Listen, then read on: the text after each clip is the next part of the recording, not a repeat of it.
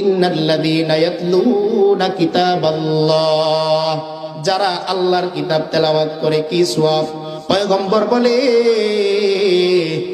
মান ক্বারাআ হারফাম মিন কিতাবিল্লাহি কুতিবা লাহু আশারু হাসানা।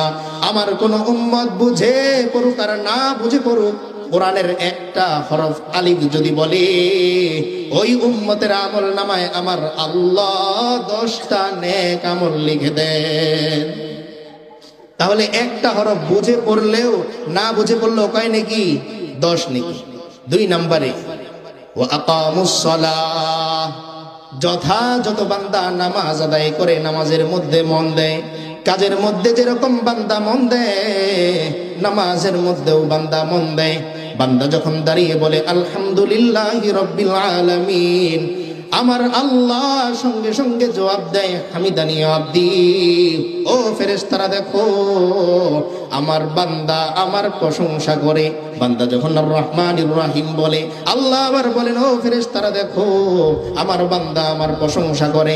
এভাবে বান্দা যখন আত্মা আলহামদুলিল্লাহ সূরা পুরাটা শেষ করে ফেলে, আল্লাহ বলেন ও ফেরেশতারা তাকিয়ে দেখো, আমার এই বান্দা নিজের জন্য কিচ্ছু চায় না, বারবার খালি আমার প্রশংসা করে।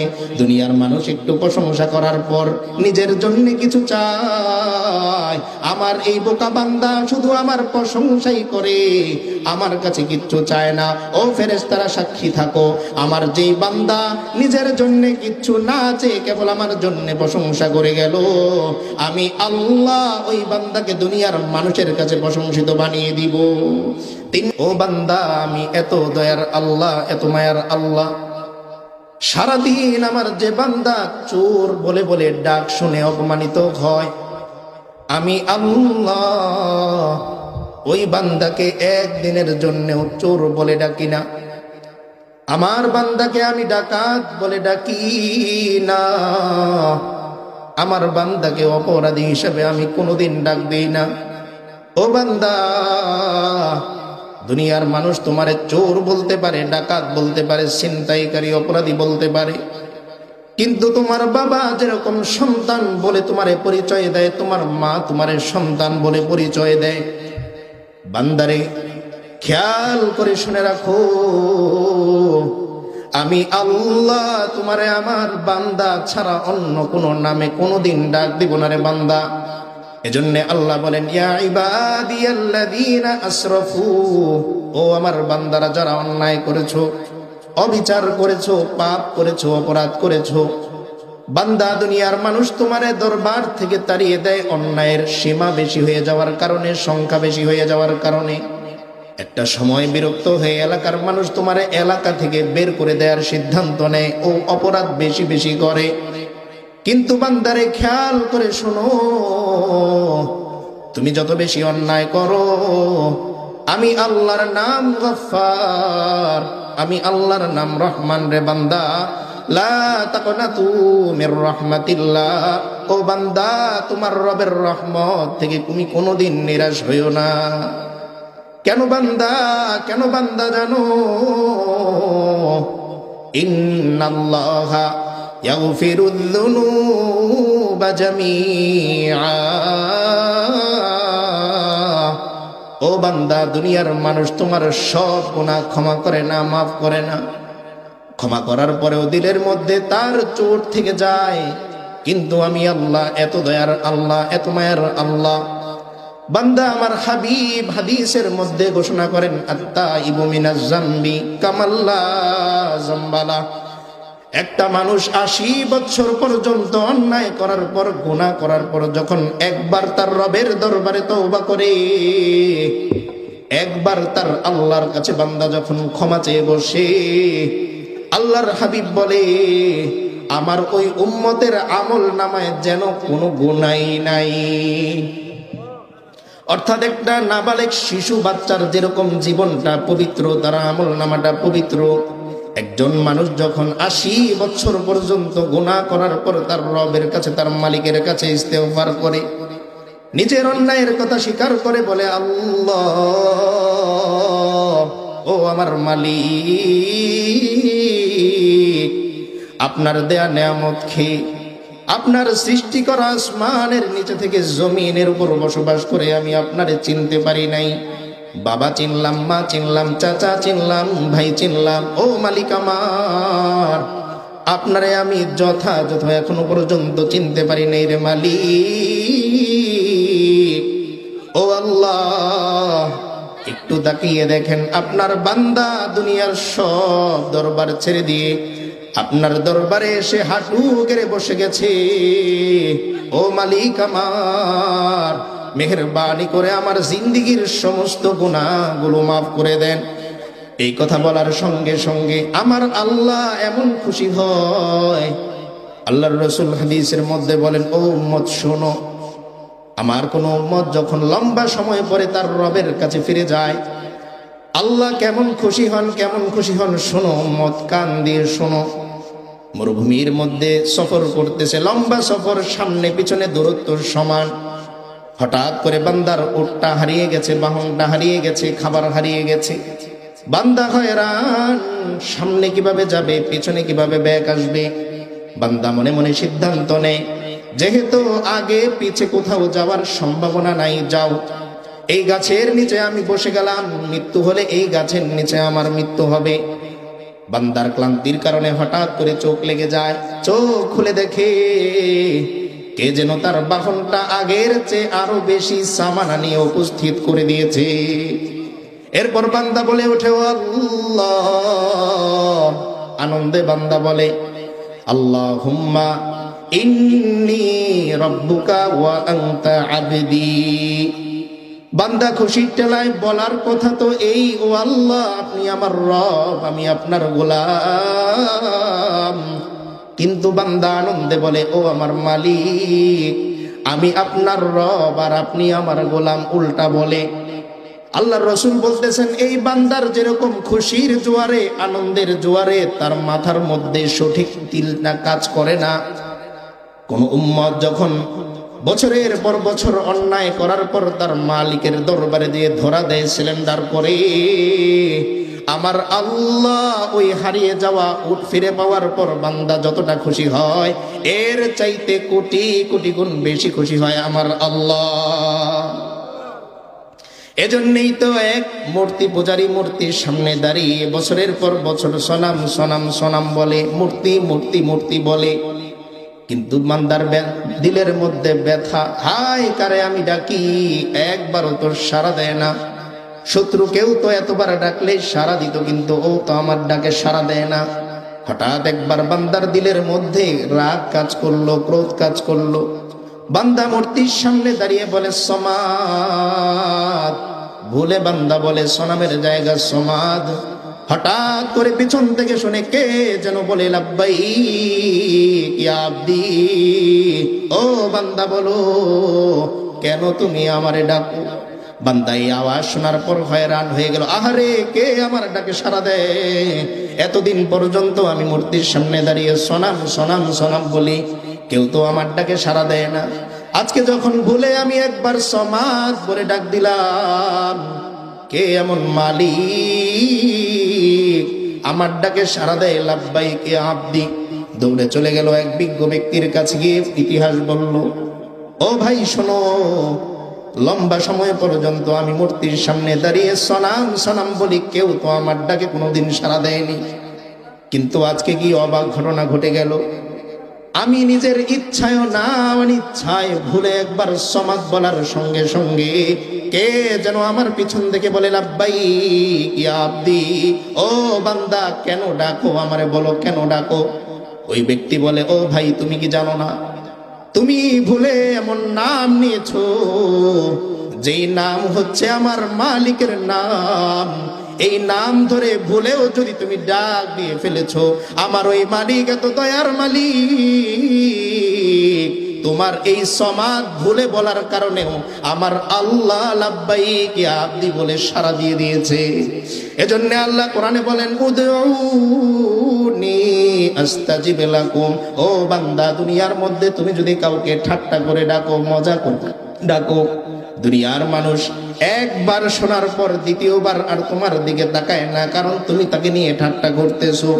কিন্তু বান্দা, আমি এমন দয়ার মালিক, জীবনে তুমি 1000 বার বিপদে পড়ে আমাকে ডেকে আবার ভুলে গিয়েছো। ও বান্দা, 1000 বার পরেও যদি আবার কোনোদিন বিপদে পড়ে তুমি আমারে একটা ডাক আল্লাহ বলে দিতে পারো, ও বান্দা শুনে রাখো, আমি আল্লাহ সঙ্গে সঙ্গে তোমার ডাকে সাড়া দিব। লাব্বাইক ইয়া আব্দি, লাব্বাইক ইয়া আব্দি। বলো বান্দা, তুমি আমারে কেন ডাকো? তো এমন মালিকরে ডাকার জন্য আমরা এই মজলিসের মধ্যে বসেছি। হোক না একজন। আপনাদের কি মন খারাপ? অল্প মানুষ দেখে জান্নাতে খুব বেশি মানুষ যাবে না, অল্প মানুষই যাবে। এজন্য আল্লাহ রাসূল সাল্লাল্লাহু আলাইহি ওয়াসাল্লাম উম্মতের পেরেশানি দূর করার জন্য বলেন, উম্মত, এত আফসোসের কিছু নাই। ধনী বহুত থাকে কিন্তু কাবার সামনে সবাই যেতে পারে না। টাকাওয়ালা বহুত থাকে কিন্তু ইহরামের কাপড় পরার তৌফিক সবার হয় না। কাফন সবাই পরে কিন্তু ইহরামের কাপড় সবাই পরতে পারে না। যেই হাতগুলো আমার মালিক কবুল করেন, যেই জবানগুলো আমার মালিক কবুল করেন, ওই জবানকেই কেবল লাব্বাইক বলার তৌফিক আল্লাহ দান করেন। এজন্য নিঃসন্দেহে আমরা এখানে যারা বসেছি তারা কার নির্বাচিত? কার নির্বাচিত? একটু বলেন না চিৎকার করে, কার নির্বাচিত? আল্লাহর নির্বাচিত। আমার মালিকের নাম নিলেই লাভ, নাম নিলেই লাভ, নাম নিলেই লাভ। পৃথিবীর কোনো এমন নাম নাই যে নাম নিলেই লাভ। কিন্তু আমার মালিকের নামটা এরকম যে এই নাম ডাকলে খালি লাভ আর লাভ, লাভ আর লাভ। আমি ডাক দিলেই আমার আল্লাহ বলে, লাব্বাইক ইয়া আব্দি, ও বান্দা কেন ডাকো? এমন মালিক আর কোথাও পাওয়া যায় না। কতটা ভালোবাসেন আল্লাহ, কতটা ভালোবাসেন। কোরআনের মধ্যে আল্লাহ বলেন, কুলিদুল্লাহ আবিদুর রহমান আইয়াম্মা তাদউ ফালাহুল আসমাউল হুসনা। ও বান্দা, একটু দুনিয়ার দিকে তাকিয়ে দেখো। হাজী সাহেবকে হাজী ছাড়া ডাকলে তার মনটা খারাপ হয়। বড় আলেমকে আলেম না ডাকলে তার মনটা খারাপ হয়। চেয়ারম্যানকে চেয়ারম্যান না বলে ডাকলে তার মনটা খারাপ হয়। মেম্বারকে মেম্বার বলে না ডাকলে তার মন খারাপ হয়। ও বান্দা, তোমারে ডাকা সহজ করার জন্যে আমি আল্লাহর কোনো লকব উপাধি হাক ডাক নাই। বান্দা, যখন তোমার মনে চায় আমারে আল্লাহ বলে ডাকো, আর যখন তোমার মনে চায় আমারে রহমান বলে ডাকো।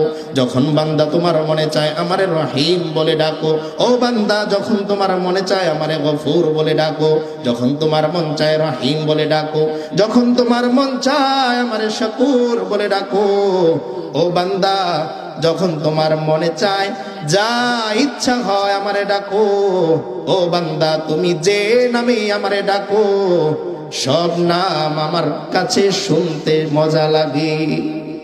এজন্য দুনিয়ার মানুষ কখনো তার মাকে মা বলে, কখনো আম্মা বলে, আম্মু বলে। যে নামেই ডাকু, মা বলে বাবা। তোমার জবানে যখন আমি মা ডাক শুনি, আম্মা ডাক শুনি, আম্মু ডাক শুনি, ও সন্তান, 1000 কোটি টাকা পেয়ে আমার মায়ের দিল যতটুকু ঠান্ডা না হয়, একবার যদি তুমি আমার সামনে দাঁড়িয়ে মা বলে ডাক দাও, আমি মায়ের কলিজা এর চাইতেও কোটি কোটি গুণ বেশি শীতল হয়ে যায়। এজন্য আল্লাহ বলেন, বান্দারে, দুনিয়ার কোন মানুষের নাম ডাকলে তোমার এত ফজিলত হবে না, লাভ হবে না। ও বান্দা, তোমার বাবাকে কতবার বলে বাবা ডেকেছো, মাকে কতবার মা বলে ডেকেছো, ভাইকে কতবার ভাই বলে ডেকেছো, নেতাকে কতবার নেতা বলে ডেকেছো। কিন্তু আফসোস, দেখো একটু তাকিয়ে, কবরে শোয়ানোর পরে তোমার পাশে তোমার বাবা কি শোয়া আছে? যেই মাকে এত কষ্ট করে কামাই করে ইনকাম করে তুমি খাইয়েছো, মায়ের দোয়া ছাড়া কোনোদিন তুমি ঘর থেকে বের হতে না। মা কোনোদিন তোমার ছাড়া রাত্রে ভাত খেত না, অপেক্ষা করত। তাকিয়ে দেখো বান্দা, কবরে যতজন মুর্দা শুয়েছে তার সাথে কি তার মাও আছে কিনা? না বান্দা, নাই। তুমি যখন কবরে শুবে, তোমার সাথে তোমার বাবা থাকবে না, তোমার মা থাকবে না, ভাই থাকবে না, আত্মীয় থাকবে না, ও বান্দা, দুনিয়ার কোনো সম্পর্ক থাকবে না, একমাত্র ডানে বামে উপরে নিচে তাকিয়ে দেখবে আমি আল্লাহ তোমার সাথে ছিলাম, এখনো পর্যন্ত তোমার সাথে আছি। এজন্য কোরআনে আরেক জায়গায় আল্লাহ বলেন, ও বান্দা, দুনিয়ার মানুষের সাথে তুমি সম্পর্ক রাখো, ভালোবাসা রাখো, কিন্তু সাবধান, দুনিয়ার ভালোবাসা পেয়ে সম্পর্কের কারণে তুমি আমাকে ভুলে যেও না। কেন? কারণ আল্লাহ বলেন, ওয়ানুফিখা ফিস-সূর,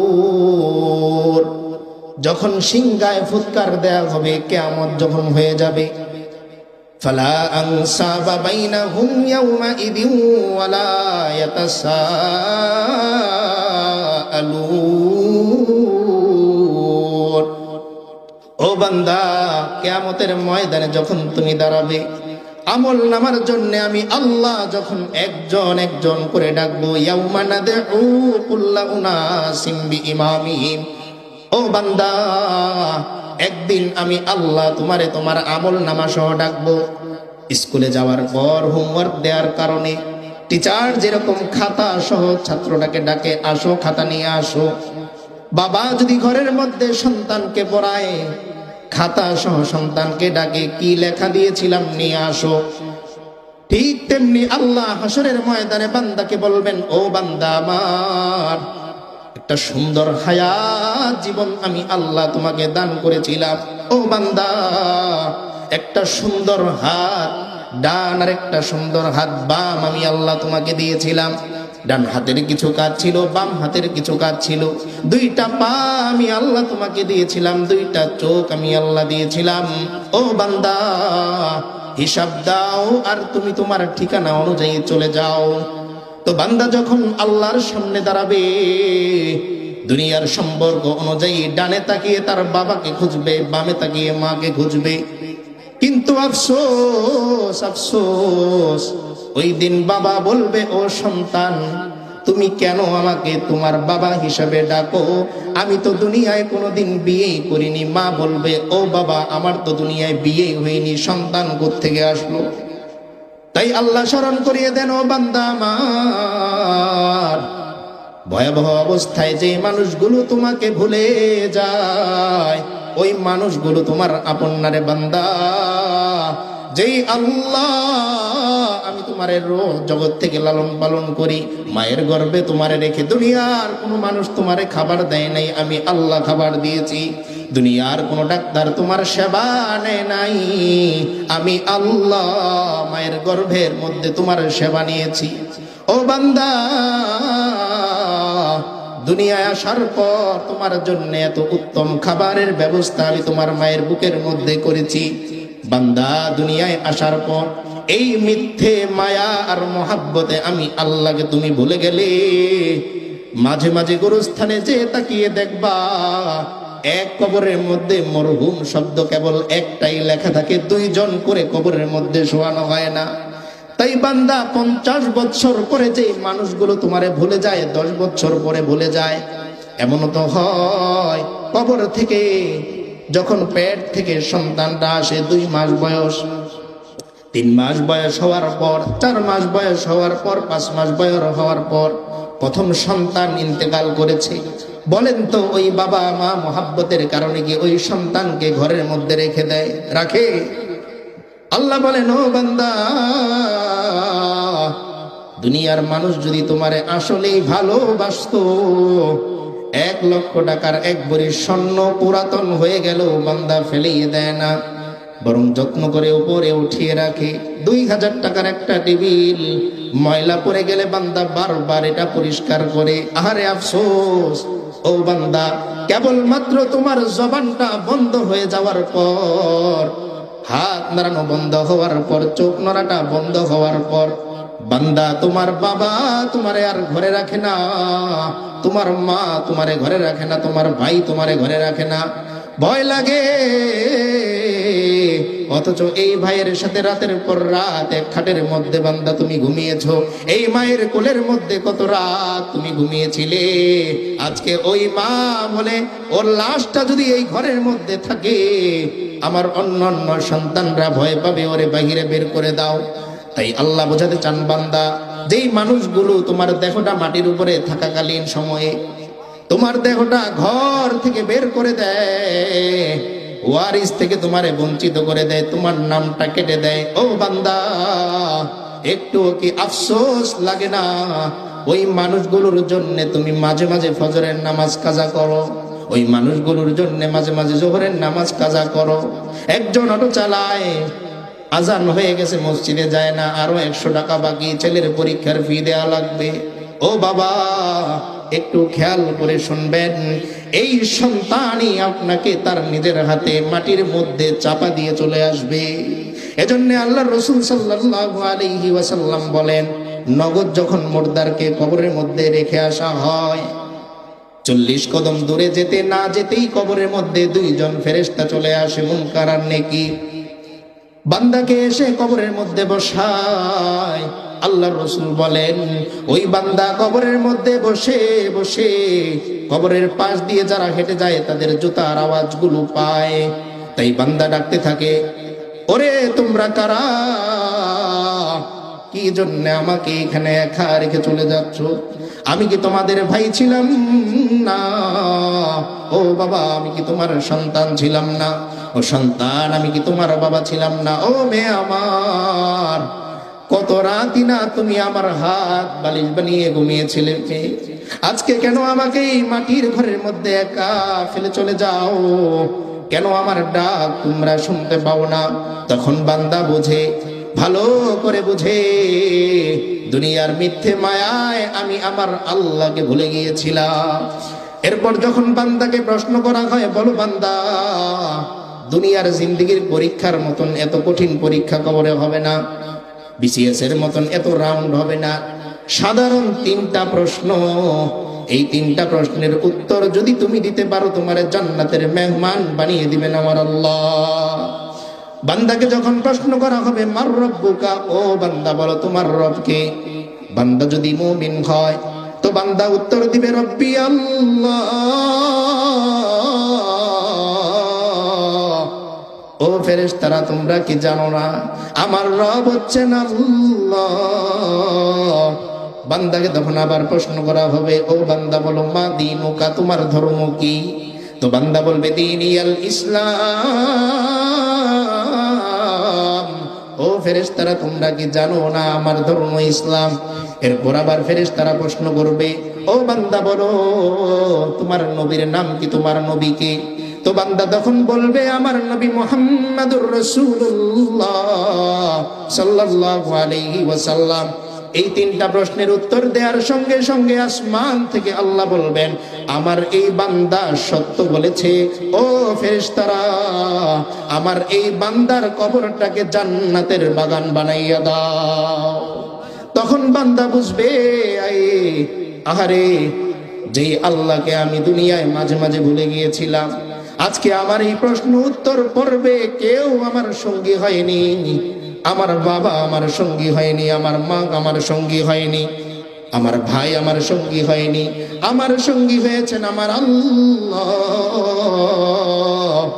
তখন বান্দা ভালোভাবে বুঝবে।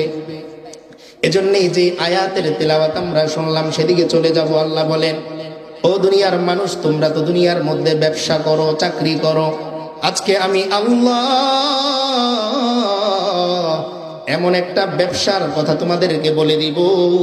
দুনিয়ার ব্যবসার মধ্যে লস হয় কি হয় না, মাল নষ্ট হয় কি হয় না, কিন্তু আল্লাহ বলেন, ইন্নাল্লাযীনা ইয়াতলুনা কিতাবাল্লাহ,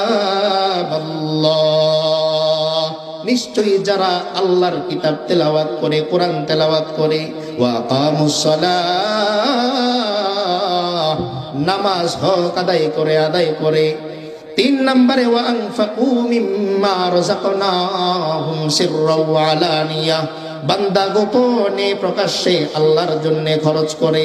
তো আল্লাহ বলেন, এই 3টা পুঁজি নিয়ে যে বান্দারা ব্যবসা শুরু করে দেয়, ইয়ারজুনা তিজারাতাল লান তাবুর, তারা এমন ব্যবসার আশা করে, আমি আল্লাহ গ্যারান্টি দিচ্ছি এই ব্যবসার কোনো লস নাই, কোনো ক্ষতি নাই। 3টা জিনিসের ব্যবসার কথা আল্লাহ বলতেছেন। ব্যবসা কে শিখান? আল্লাহ ব্যবসা শিখাচ্ছেন বান্দাকে। 1 নম্বর ব্যবসা কি? ইন্নাল্লাযীনা ইয়াতলুনা ইয়াতলুনা কিতাবাল্লাহ, যারা আল্লাহর কিতাব তেলাওয়াত করে কি সওয়াব? পয়গম্বর বলে মান ক্বারাআ হারফাম মিন কিতাবিল্লাহি কুতিবা লাহু আশারু হাসানা। আমার কোন উম্মত বুঝে পড়ুক আর না বুঝে পড়ুক, কোরআনের একটা হরফ আলিফ যদি বলে, ওই উম্মতের আমল নামায় আমার আল্লাহ 10টা নেক আমল লিখে দেন। তাহলে একটা হরফ বুঝে পড়লেও না বুঝে পড়লেও কয় নাকি 10 নেকি। 2 নম্বরে ওয়া আকামুস সালাহ, যথাযথ বান্দা নামাজ আদায় করে, নামাজের মধ্যে মন দেয়, কাজের মধ্যে যেরকম বান্দা মন দেয় নামাজের মধ্যেও বান্দা মন দেয়। বান্দা যখন দাঁড়িয়ে বলে আলহামদুলিল্লাহি রাব্বিল আলামিন, আমার আল্লাহ সঙ্গে সঙ্গে জবাব দেয় হামিদানি আব্দি, ও ফেরেশতারা দেখো আমার বান্দা আমার প্রশংসা করে।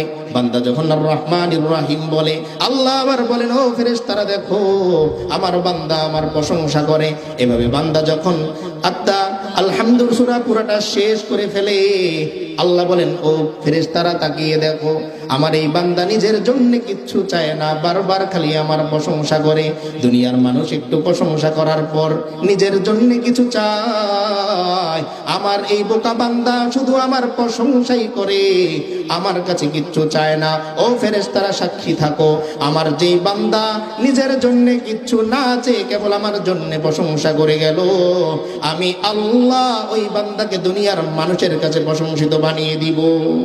3 নম্বরে ওয়া আনফাকু মিম্মা রাযাকনাহুম সিররাও ওয়া আলানিয়া, বান্দা গোপনে গোপনে দান করে, প্রকাশ্যে দান করে। পকেটে টাকা নেই, রাতের বেলা যাচ্ছে, হঠাৎ করে একজন দরিদ্র মিসকিন তার সামনে পড়ে গেল, বান্দার পকেট থেকে টাকাটা বের করে দিয়ে দিল। আল্লাহ বলেন এত সুন্দর ব্যবসা পৃথিবীতে আর হতে পারে না। এজন্য হযরত ওসমান রাদিয়াল্লাহু তাআলা আনহু মদিনায় যাওয়ার পর মুসলমানদের খাবারের মিষ্ট কোনো পানি ছিল না, বীর রোমা ছাড়া। ইহুদি বেশি দাম নিয়ে নিয়ে পানি মুসলমানদের কাছে বিক্রি করে। মুসলমানরা এসে অভিযোগ করে, ইয়া রাসূলুল্লাহ আমাদের জন্য পানি ক্রয় করে খাওয়াটা কষ্টকর হয়ে যাচ্ছে, আপনি একটু ব্যবস্থা করুন। আল্লাহর রাসূল ঘোষণা দিলেন, ও আমার সাহাবীরা, তোমাদের মধ্যে এমন কে আছো যে এই বীর রোমাটা কিনে দিবে? তো হযরত উসমানের কাছে যখন সংবাদ যায়, উসমান ওই ইহুদির কাছে সংবাদ পাঠায়, ও ইহুদি ভাই বলো তোমার এই কূপটা বিক্রি করবে কিনা? তো ইহুদি বলে না না আমি কূপ বিক্রি করব না। সর্বশেষ অর্ধেক কূপ বিক্রির জন্য তাকে রাজি করায়, অর্ধেক কূপ বিক্রি করে। কিছুদিন যাওয়ার পর যখন ওই ইহুদি আবার লসের শিকার হয়, উসমানকে ডেকে বলে, উসমান এখন আমি আমার পুরা কূপটা বিক্রি করব। তো হযরত উসমান 35,000 দিরহাম দিয়ে ওই কূপটা ক্রয় করে আল্লাহর রাসূলের কাছে পেশ করলেন। তো আল্লাহর রাসূল সাল্লাল্লাহু আলাইহি ওয়াসাল্লাম এত বেশি খুশি হলেন, এত বেশি খুশি হলেন, বললেন ও উসমান, এই মুহূর্তে জিবরিল আমার কাছে সংবাদ দিল, উসমানের জন্য আমার আল্লাহ জান্নাতের সুসংবাদ পাঠিয়ে দিয়েছেন। তো আল্লাহ কি বলতেছেন? ইন্নাল্লাযীনা ইয়াতলুনা কিতাবাল্লাহ, যারা আল্লাহর কিতাব তেলাওয়াত করে। আমরা করব কি করব না? করব তো। 2 নম্বরে ওয়া আকামুস সালাহ, নামাজ আদায় করে, হক আদায় করে। 3 নম্বরে ওয়া আনফাকু মিম্মা রাযাকনাহুম সিররাও ওয়া আলানিয়া, বান্দা প্রকাশ্যে গোপনে দান করে। কার জন্য দান করে?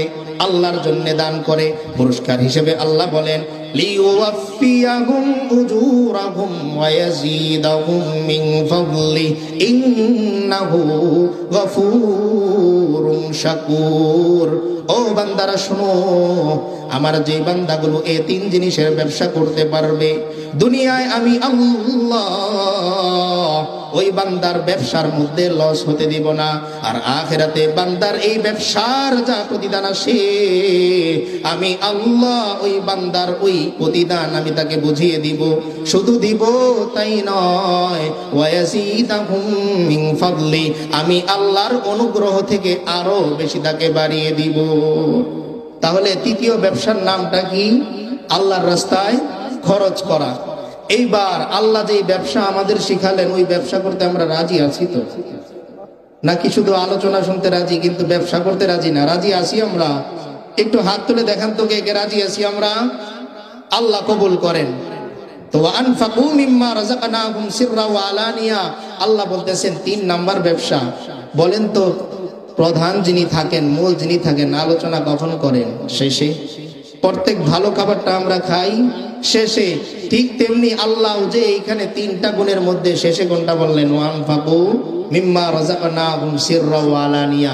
বলতেছেন আমি আল্লাহর কাছে সবচেয়ে দামি ব্যবসা হলো যেটা করতে বান্দার কষ্ট একটু বেশি হয়। টাকা না, একটু বের করতে কষ্ট হয়। এখন আমরা সবাই আল্লাহর এই ব্যবসা করতে রাজি আছি তো? রাজি আছি তো? আচ্ছা, এই মসজিদটা কাদের বলেন তো? মসজিদটা কার? আল্লাহ। আমরা কার? এখন হাসরের ময়দানে আমার বাড়ির মধ্যে টাইচ করা, এসি লাগানো, আর এই মসজিদের অবস্থা যদি এই থাকে, আর আল্লাহ যদি জিজ্ঞেস করেন ও বান্দা তোমার ঘরটা বেশি দামি ছিল না আমার ঘরটা বেশি দামি ছিল? কোনটা দামি? কোনটা দামি? এখন বলেন তো আমার ঘরের চাইতে ওই মসজিদটা বেশি সুন্দর করার দায়িত্ব আমার না অন্য কারো?